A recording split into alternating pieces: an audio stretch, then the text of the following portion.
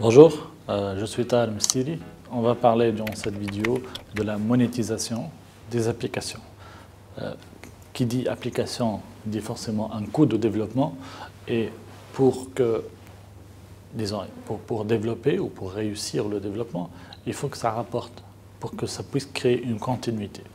Et généralement, il y a trois façons de monétiser son application.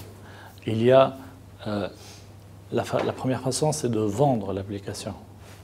Par exemple, vous avez développé une application qui répond à un besoin que vous allez offrir sur les différents stores des différents opérateurs, disons, de téléphonie mobile. Quand je dis opérateur, ça peut être un opérateur de télécom, comme ça peut être le Google Play ou le Windows Phone Store ou le iTunes ou n'importe quel store comme Amazon ou autre. Donc, vous allez offrir ou mettre votre application sur ces stores-là et vous allez dire « Ok, je vais vendre cette application » et supposons que vous mettez en vente cette application à 1 $.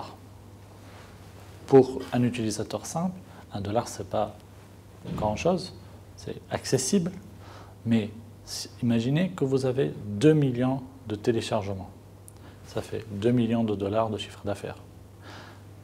Donc, plus le contenu il est intéressant, plus l'utilité de l'application elle est palpable, il y a beaucoup de valeur ajoutée à votre utilisateur, plus il y a de chances que les utilisateurs l'utilisent, la téléchargent et payent les frais de téléchargement et plus, bien sûr, vous gagnez de l'argent. La deuxième façon de faire, c'est quand on offre l'application gratuitement, mais qu'on intègre de la publicité dedans.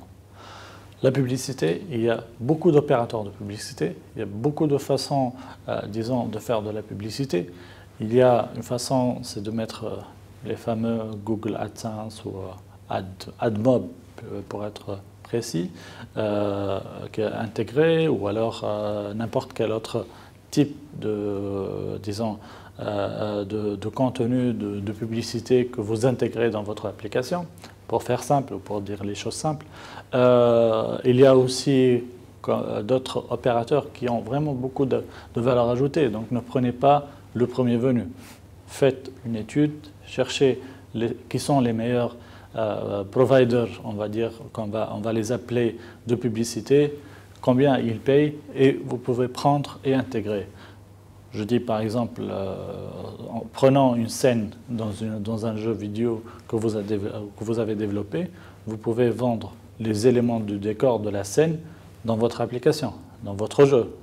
Donc il y a 1000 façons de faire pour monétiser du contenu ou monétiser une application ou un jeu ou autre chose. Donc ne prenez pas une seule option, regardez toutes les autres options.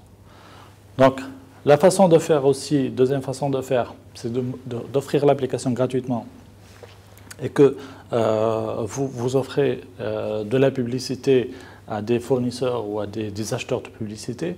La troisième façon de faire, c'est d'offrir l'application gratuitement, mais les mises à jour ou les services ou le contenu inclus dans l'application, il devient payant. C'est ce qu'on appelle les in-app purchases. C'est-à-dire que j'offre le socle gratuitement. Mais par exemple, vous pouvez payer l'abonnement mensuel pour avoir le contenu, avec une partie gratuite pour inciter les utilisateurs quand même à la télécharger. Parce que si personne ne télécharge votre application, il n'y aura pas de in-app purchases. Il y a aussi, par exemple, on peut avoir sur une application des rapports concis, mais si on veut le rapport en entier, on clique, on paye et on a le rapport en entier. D'analyse, par exemple, de finance ou quelque chose comme ça.